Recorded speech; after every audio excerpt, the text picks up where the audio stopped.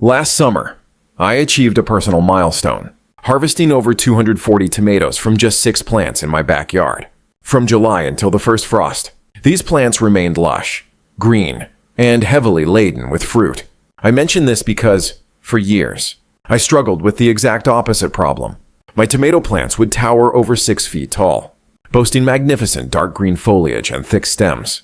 Yet they produced almost zero fruit. I was doing everything I thought was right, watering and fertilizing constantly. Yet my plants looked like expensive ornamental shrubs, while my neighbor's garden was dripping with fruit. About 5 seasons ago, I decided to stop guessing and began researching the actual plant physiology that triggers a tomato to shift from growing leaves to producing fruit. By studying research from leading agricultural extensions at Cornell and the University of Florida, I discovered that the fix isn't about working harder. It's about understanding the biological signals we send our plants through our care routines. Today, I'm breaking down the science-backed adjustments in feeding, pruning, and watering that will turn your leafy giants into high-yield producers. We'll even cover a simple Epsom salt trick that can boost your fruit set by 30%.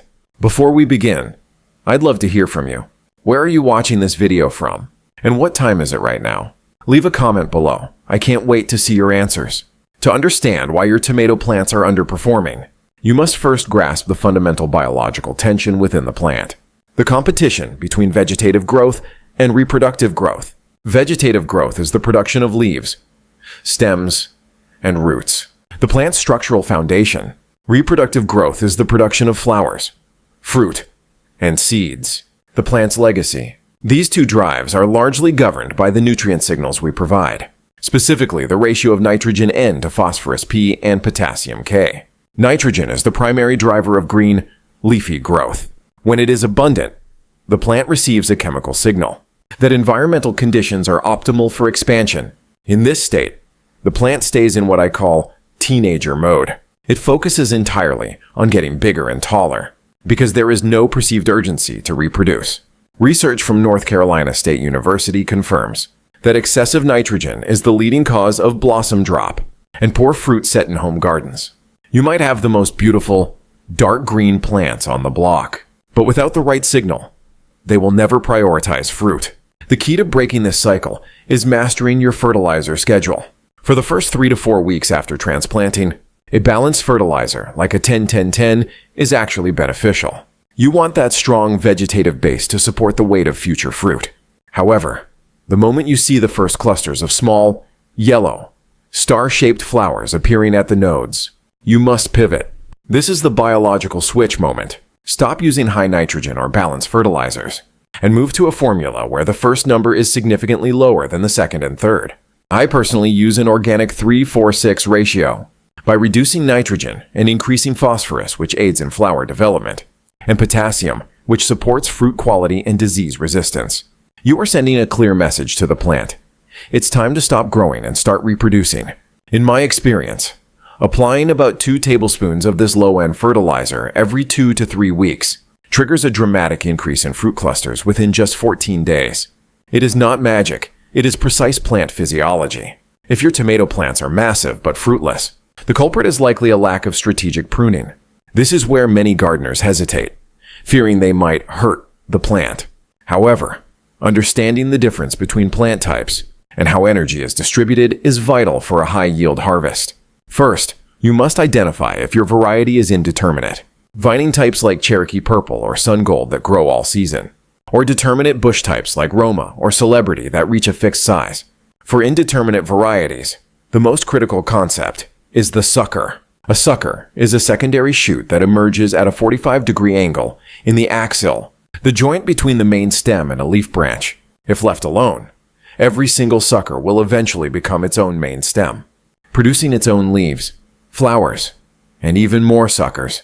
By midsummer, an unpruned plant can have over 60 growing tips. Each one of these tips acts as a sink, pulling water, nutrients, and photosynthetic energy away from the developing fruit. The strategy I use is a 2-step approach. First, I remove all suckers located below the first fruit cluster. This creates a clean base that improves airflow and prevents soil-borne diseases from splashing onto the leaves. Second, I allow only 1 or 2 main suckers to develop into secondary stems, creating a strong 2 or 3 stem plant. This limits the number of mouths the plant has to feed, forcing it to invest its limited resources into larger, higher quality fruit, rather than endless foliage. Technique matters as much as strategy. I always prune in the early morning when the plants are turgid full of water. At this time, the stems are crisp and will snap off cleanly between your thumb and forefinger without tearing the delicate skin of the main stem. If you wait until suckers are 6 inches long or thicker than a pencil, you are removing energy the plant has already spent and creating a large wound that invites pathogens. Remember, pruning is not about subtraction. It is about redirection. One of the most counterintuitive aspects of tomato care involves your watering can. Most gardeners believe that keeping the soil surface consistently moist, watering a little bit every morning or evening, is the ultimate sign of a good gardener. However, this habit is often the very reason your plants are refusing to set fruit. Frequent, shallow watering encourages the root system to stay near the soil surface, where the moisture is, rather than diving deep into the earth. This makes the plant fragile, dependent, and, most importantly, biologically comfortable. To understand why this matters, you have to look at fruit production through the lens of survival. A tomato plant doesn't produce fruit because it wants to feed you. It produces fruit to create seeds to ensure the survival of its species.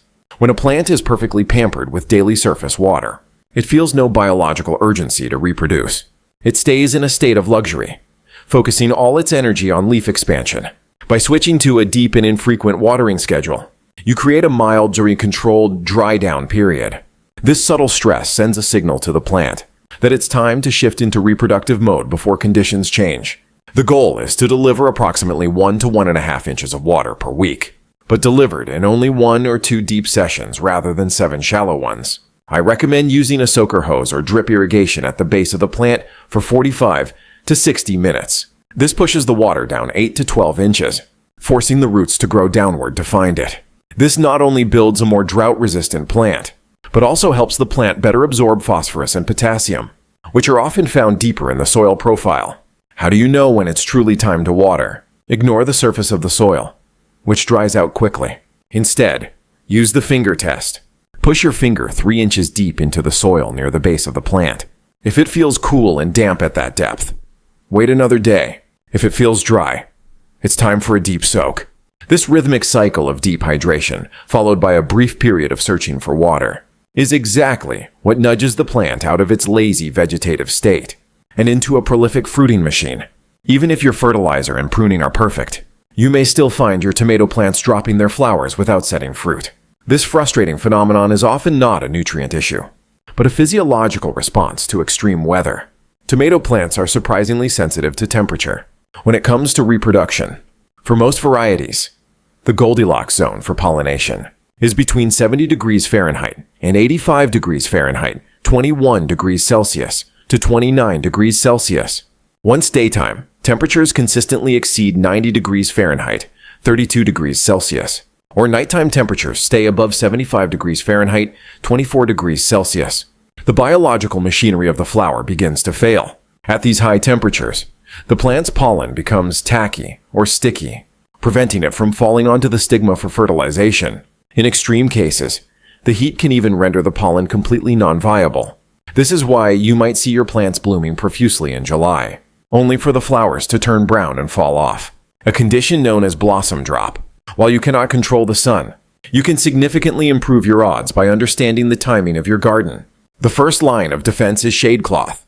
By using a simple 30% to 40% shade cloth draped over a basic PVC or wooden frame, you can lower the ambient temperature around your plants by 5 to 10 degrees. This small reduction is often enough to keep the pollen viable and encourage fruit set during a heat wave. I recommend applying the shade in the early afternoon between 1 p.m. and 4 p.m. when the sun is at its most intense. The second strategy involves planting windows. In warmer climates, zones 7 to 9, the goal is to get your plants established as early as possible after the last frost. This gives the plants a 6 to 8 week sweet spot of moderate spring weather to set their first heavy crop before the scorching midsummer heat arrives. If you live in a region with short, hot summers, consider choosing heat-set varieties or those with shorter days to maturity, such as Early Girl or Stupus. These varieties are genetically programmed to finish their reproductive cycle before the weather becomes prohibitive. Understanding the thermometer is just as important as understanding the soil, while nitrogen, phosphorus, and potassium are the big three. There is one micronutrient that often acts as the missing link between a healthy plant and a heavy harvest: magnesium. This brings us to the bonus tip that changed my gardening results forever: the strategic use of Epsom salt magnesium sulfate. Magnesium is a central component of the chlorophyll molecule, essentially the engine oil of the plant's photosynthetic factory. More importantly, for our goal, magnesium plays a critical role in the plant's ability to move phosphorus, the fruit-making nutrient, from the roots to the developing flowers. When a tomato plant is deficient in magnesium, it struggles to transport the energy needed to turn a flower into a fruit. This is why you might see flowers simply drying up and falling off. To fix this, I use a simple foliar spray. I dissolve 1 tablespoon of plain Epsom salt. Ensure it has no fragrances or additives in 1 gallon of warm water. Using a pump sprayer, I coat the tops and undersides of the leaves and the flower clusters once every 2 weeks, starting the moment the first flowers open. It is crucial to apply this spray in the early morning before the sun is intense. This allows the leaves to absorb the solution through their stomata before it evaporates, and it prevents the magnifying glass effect, where water droplets can burn the foliage in midday heat. While research from the University of Vermont suggests this is most effective in magnesium-poor soils, I have found that it consistently improves my fruit set by an estimated 20% to 30%, regardless of soil quality. However, we must avoid the kindness trap. This bonus tip is not a magic bullet that can fix a massive nitrogen imbalance or poor pruning habits. Success in the garden is rarely about one single miracle product. It is about a lifestyle audit of your plants. It requires looking at the pattern of your care. Are you ignoring the calendar and transplanting too late? Are you leaving lower foliage to touch the soil and breed disease? By combining this magnesium boost with the NPK shift, deep watering, and strategic pruning, you are no longer just gardening. You are engineering a high-performance biological system. Consistency across these 5 pillars is what separates a lucky season from a legendary one. Reflecting on those 6 tomato plants that yielded a staggering 240 fruits last summer, I am reminded that great gardening is rarely the result of good luck or perfect soil. Instead, it is the direct outcome of a fundamental shift in perspective. For 15 years, I fell into the kindness trap, believing that more fertilizer, more water, and more attention would naturally lead to a better harvest. I was wrong. Success only arrived when I stopped treating my plants like pets to be pampered and started understanding them as biological systems governed by specific environmental triggers. The journey from lush, sterile greenery to a backyard dripping with fruit is paved with intentionality. By mastering the balance between vegetative and reproductive growth, you are essentially learning to speak the language of your plants. When you pivot your NPK ratios the moment those first yellow blossoms appear, you are sending a chemical signal that ensures the plant's legacy. When you prune away suckers and lower foliage, you aren't just cutting. You are redirecting the very life force of the plant toward the goals that matter most. And when you choose deep, infrequent watering over shallow daily splashes, you are building a resilient root system that can withstand the harshest midsummer heat. I want you to remember that every season is a fresh slate, an opportunity to apply these science-backed strategies and observe the magic of plant physiology in real time. Do not be discouraged by a few dropped blossoms or a sudden heat wave. These are simply signals for you to adjust your shade cloth or reach for that Epsom salt foliar spray.